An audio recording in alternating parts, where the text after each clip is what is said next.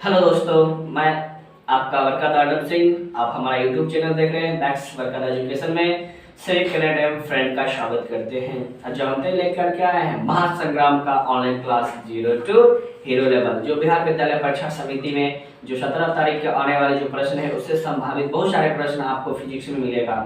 तो 2011 से लेकर 2020 तक बहुत सारे छात्र छात्राओं ने इसी चैनल के माध्यम से पढ़ा, जो ऑफलाइन क्लासेस चलाया जाता था। आज ऑनलाइन आप लोग के लिए बहुत सारे मिलेगा। तो ठीक है, बिना बातचीत बिना टाइम लगाए हुए देखते रहिएगा हमारा चैनल। तो पहला लेक्चर हम आपको फिजिक्स में करवाते हैं। देखिएगा फर्स्ट प्रश्न आपके सामने। तो कहते हैं कि यहाँ पे आपको दिखाई दे रहा है, कहा है निम्नलिखित में कौन सा पदार्थ लेंस बनाने के लिए प्रयुक्त नहीं होता है। तो मेरे मित्रों एवं छात्रों, आप जानते हैं जल बनाने के लिए प्रयुक्त होता ही है, कांच में प्रयोग होता है, प्लास्टिक में, लेकिन आप जानते हैं आपका ऑप्शन नंबर डी जो किस में प्रयोग नहीं होता है, तो मिट्टी में। ठीक है मेरे प्यारे दोस्तों, चलिए अगला सवाल आपके जस्ट सामने दिखाई दे रहा है। तो अगला सवाल है हमारे पास, कहता है कि एक उत्तल लेंस की डायोप्टर क्षमता, यानी एक लेंस की क्षमता एक डायोप्टर है, तो लेंस की फोकस दूरी क्या होगी। तो मेरे मित्रों आप जानते हैं वो मीटर में तो सेंटीमीटर बदलने के लिए होता है, तो 10 सेंटीमीटर नहीं होता है, -10 सेंटीमीटर नहीं होता है, और हमारे पास -100 सेंटीमीटर नहीं होता है, लेकिन हमारे पास क्या होता है 100 प्लस सेंटीमीटर में उत्तल लेंस की क्षमता होती है। ठीक है मित्रों, नेक्स्ट सवाल आपके सामने में दिखाई, तीसरा सवाल आप देख रहे हैं हमारे चैनल्स पे। तो अब यहाँ हमारे पास प्रश्न कहता है कि किस बिंब का वास्तविक तथा समान साइज का प्रतिबिंब प्राप्त करने के लिए बिंब का उत्तल लेंस के सामने रखना चाहिए। बताइए बच्चों, आप कहाँ पे इसे रखें जो हमारा लेंस के जस्ट सामने एवं प्रतिबिंब बनता है। तो आप लोग हमारे जानते हैं कि जैसे ही हम क्या करते हैं फोकस पे रखेंगे तो उसकी दुगुनी हो जाएगी, तो जस्ट उसका सामने एवं प्रतिबिंब बनता है। तो ठीक है मित्रों, चलते हैं नेक्स्ट सवाल आपके सामने दिखाई दे रहा है। अगला सवाल आपके सामने है। तो कहते हैं कि किस गोलीय दर्पण तथा किसी पतले गोलीय लेंस की दोनों की फोकस दूरियां कहता है -15 सेंटीमीटर है। देख रहे मित्रों यहाँ पे -15 सेंटीमीटर है, तो दर्पण संभावित हो सकते हैं। तो कहते हैं कि दर्पण संभावित कहाँ पे दिखाई देगा। तो आप लोग जानते हैं ये आप दोनों लेंस के लिए भी काम करेगा, वो भी हमारा उत्तल लेंस अवतल, दोनों हमारा जो होगा वो अवतल लेंस होगा, क्योंकि गोलिया दर्पण के लिए और हमारे पास क्या कहते हैं गोलिया लेंस के लिए जो हर हमेशा लेंस संभावित होते हैं वो हमारा अवतल लेंस होता है। ठीक है, तो अगला सवाल देखेंगे। अगला सवाल आपके सामने में पांचवा प्रश्न है।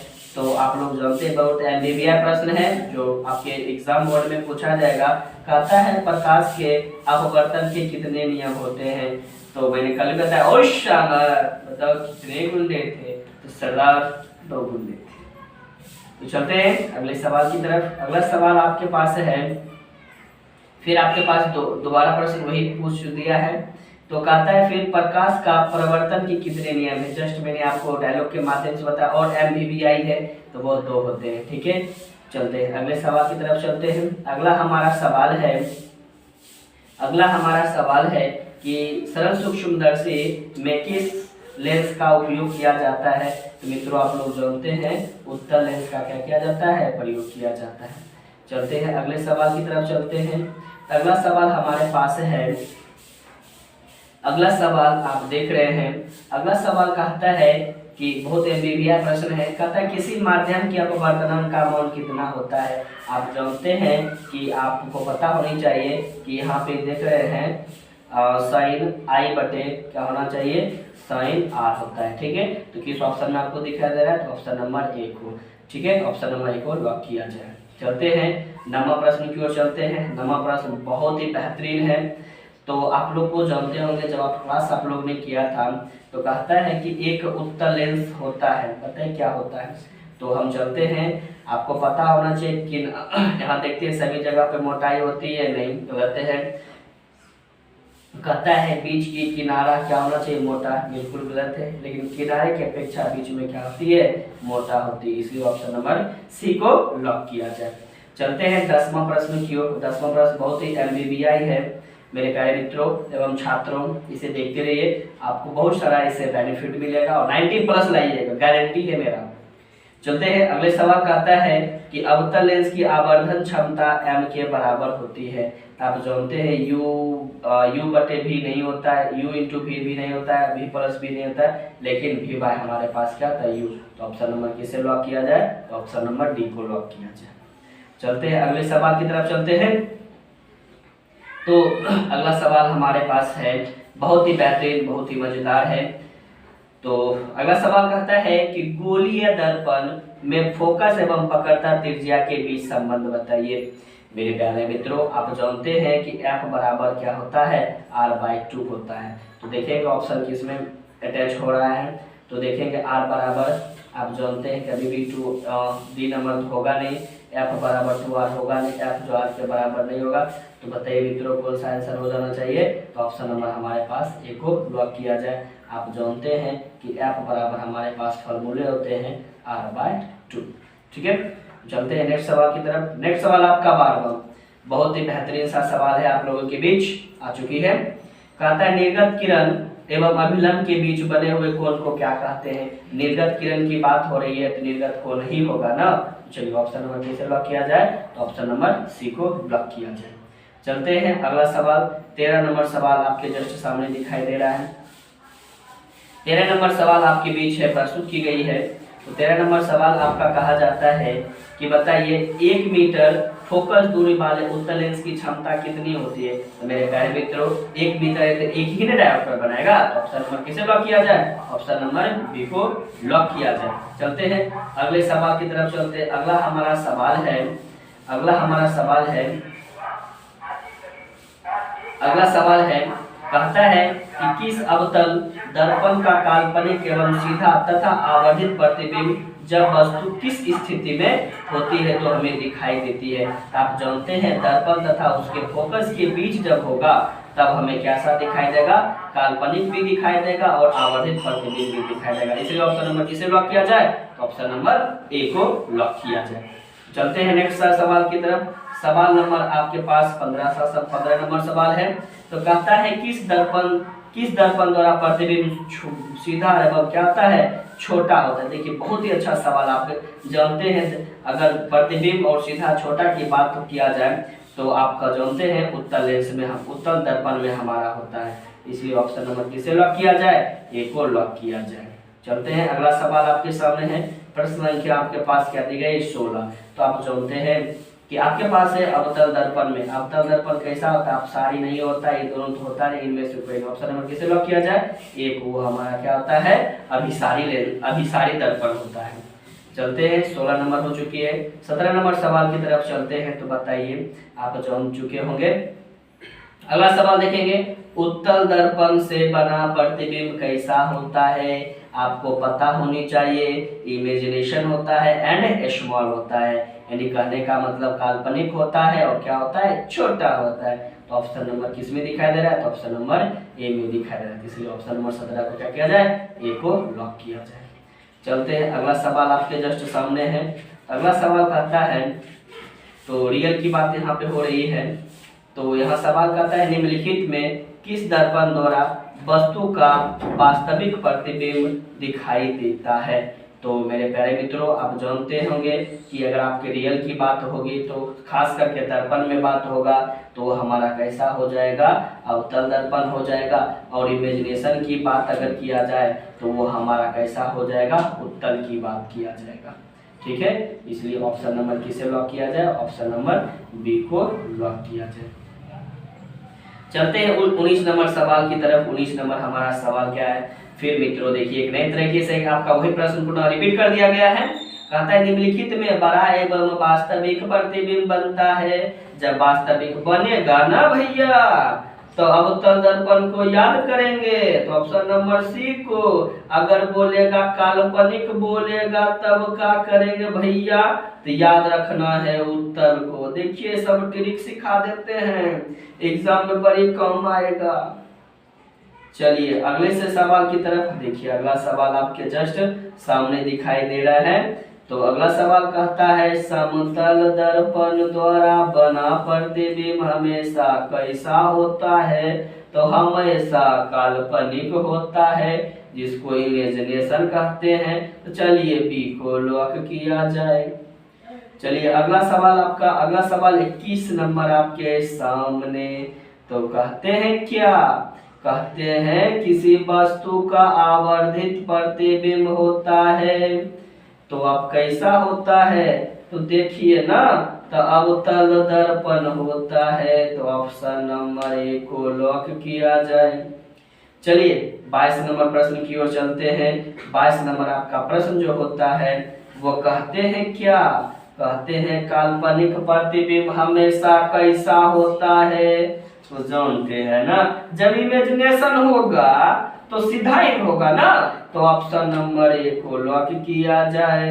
आंसर तो हो चुकी है।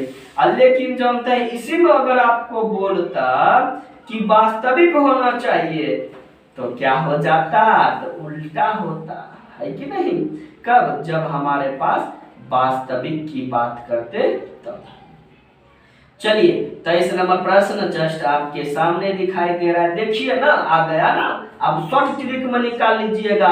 देखिए कहता है किस दर्पण में हमेशा आभासी, अरे छोटकवा प्रतिबिंब होता है। तो मैंने बार बार आपको बताया, छोटकवा की बात होगा तो उत्तल दर्पण होगा, अब बड़ा की बात होगा तो अवतल दर्पण होगा ना। चलिए ऑप्शन नंबर बी को भी लॉक करते हैं।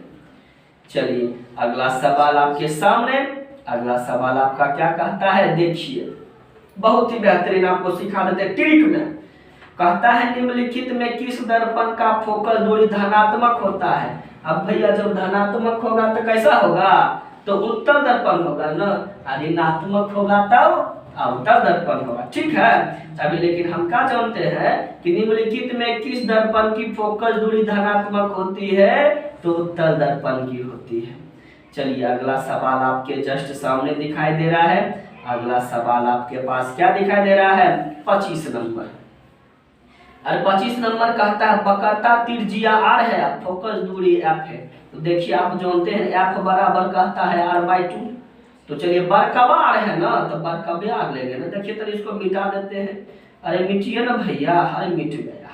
तो चलिए बरकबा r ले लेते हैं। देखिए खोजिए कहाँ है, तो देखिए f बराबर देखिए r/2, ऑप्शन नंबर ए में है। तो ए में टिक मारिए ना, और वहां पे भी एग्जाम में भी टिक मार के आइएगा f बराबर r/2, ठीक है। और जब आपको क्वेश्चन मिल जाएगा तो कमेंट जरूर कीजिएगा इस चैनल पर। चलिए अगला सवाल हम चलते हैं। तो देखिए हजामत कहता है हजामत बनाने के लिए किसका प्रयोग किया जाता है। तो देखिए बड़ी हजामत की बात होती है, तो हजामत बनाने के लिए हमारे पास अवतल दर्पण का प्रयोग किया जाता है। चलिए प्रश्न संख्या हम 27 की ओर चलते हैं।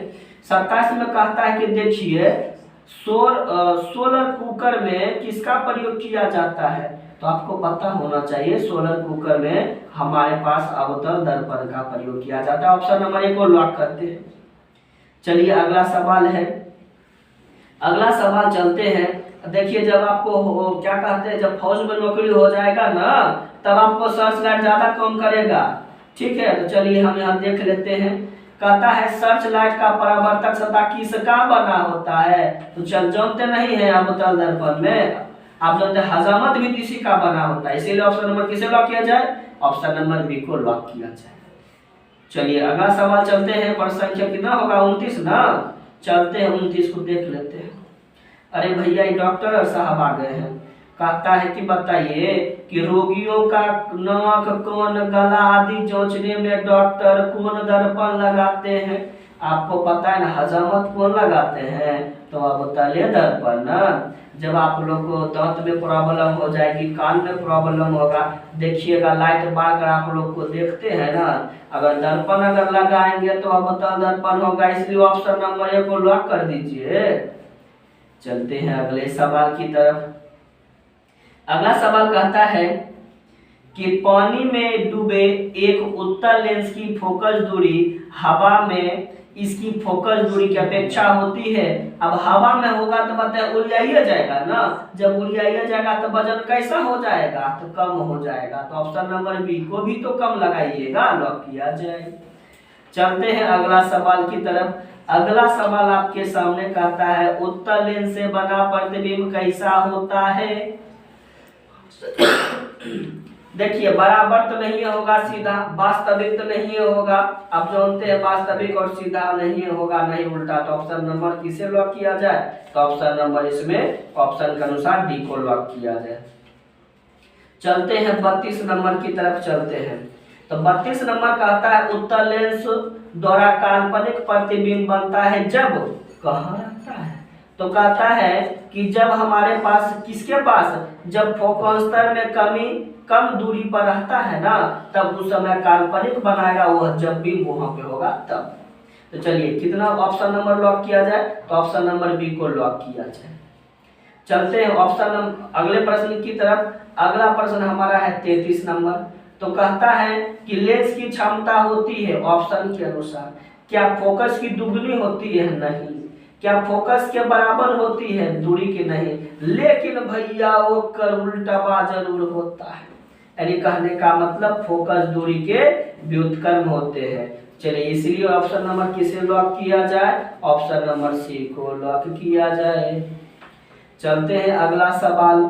अगला सवाल हमारा प्रश्न संख्या 34 है। कहता है उत्तल लेंस में जब बिंब f और 2f के बीच रखा जाएगा तो कैसा बनेगा, लेंस है ना, तो लेंस में बड़ा होगा और वास्तविक होगा। किसमें, तो यह उत्तल लेंस में होगा, ठीक है, बता देते हैं, ध्यान दीजिएगा। लेकिन जब अवतल का बताते हैं ना, तब छोटा और क्या होता है, काल्पनिक हो जाता है, ध्यान दीजिएगा इस बात को। चलिए ऑप्शन नंबर ए को लॉक करते हैं। चलते हैं प्रश्न संख्या 35 की तरफ। दिखाई दे रहा है ना, चलिए अब थोड़ा मिला लीजिए।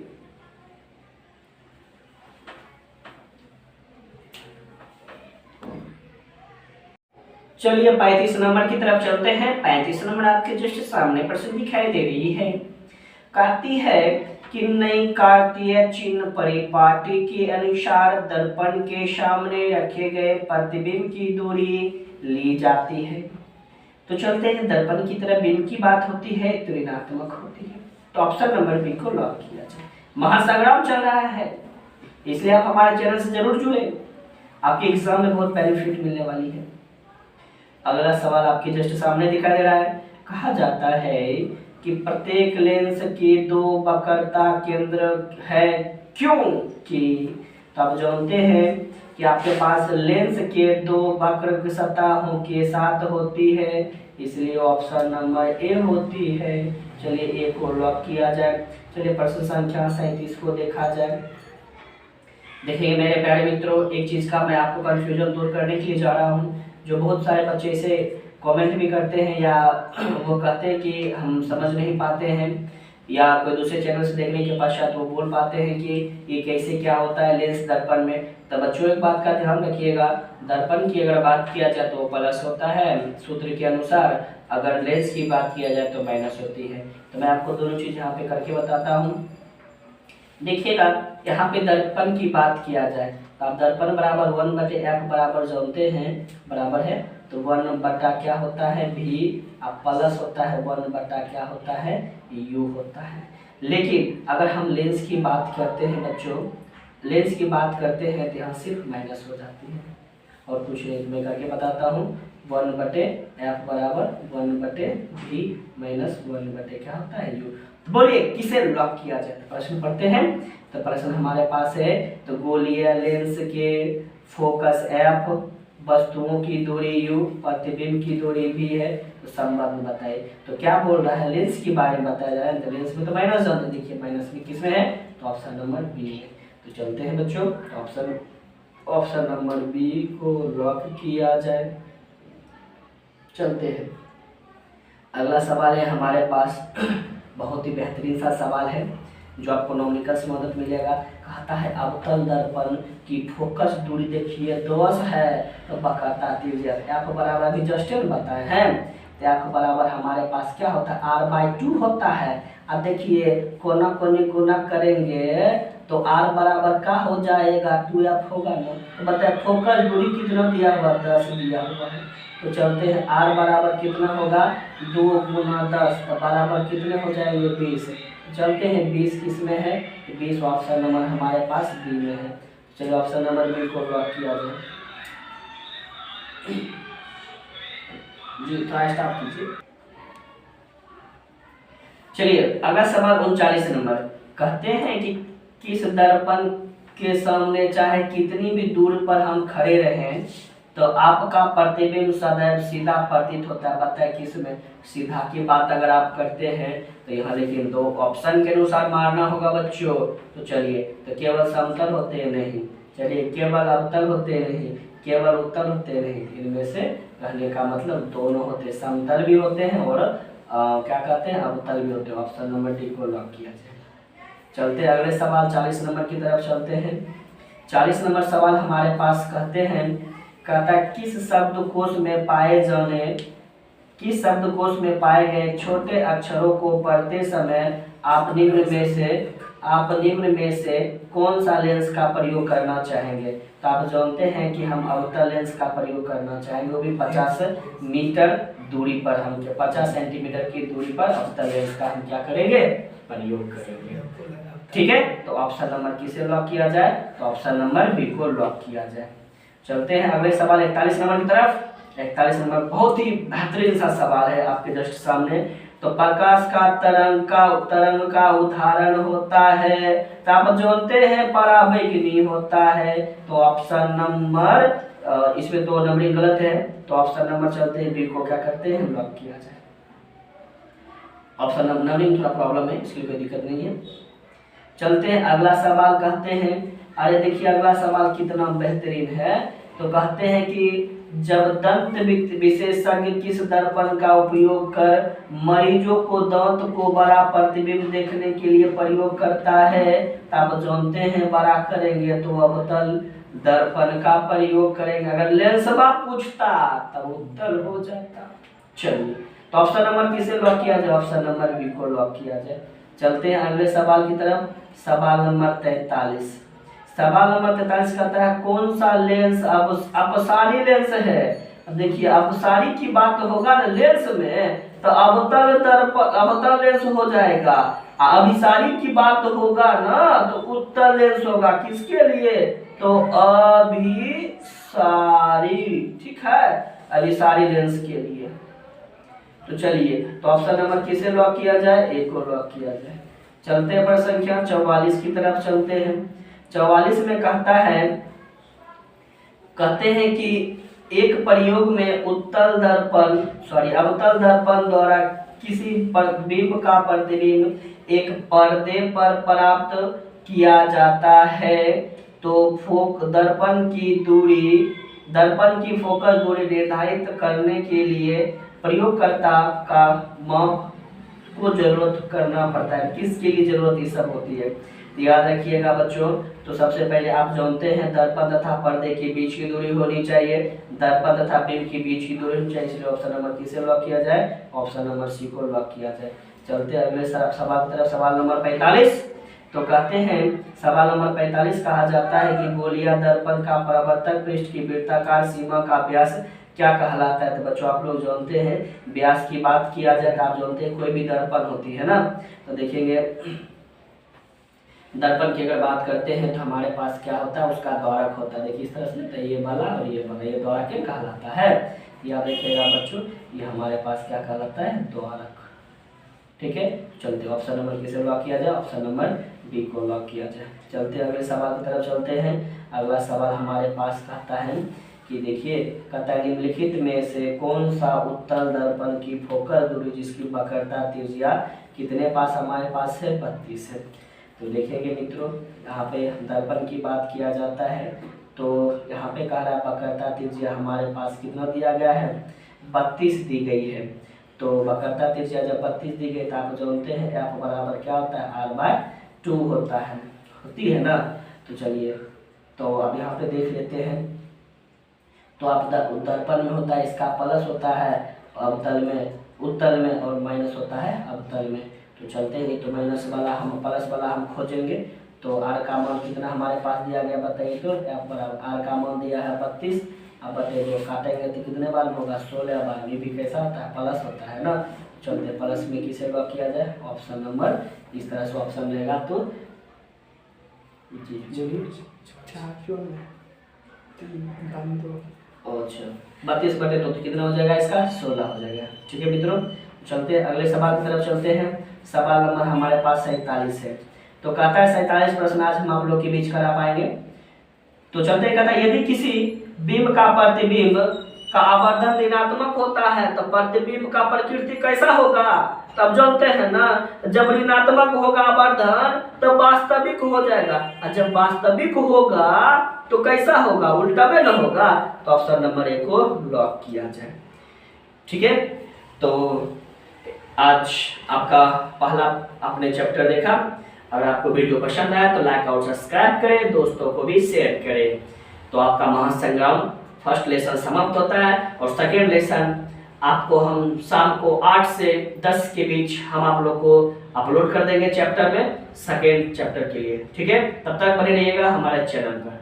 तब तक के लिए हंसते रहिए, मुस्कुराते रहिए, बैक्स वर्कदा एजुकेशन से जुड़ते रहिए और महासंग्राम से लड़ते रहिए। Thank you.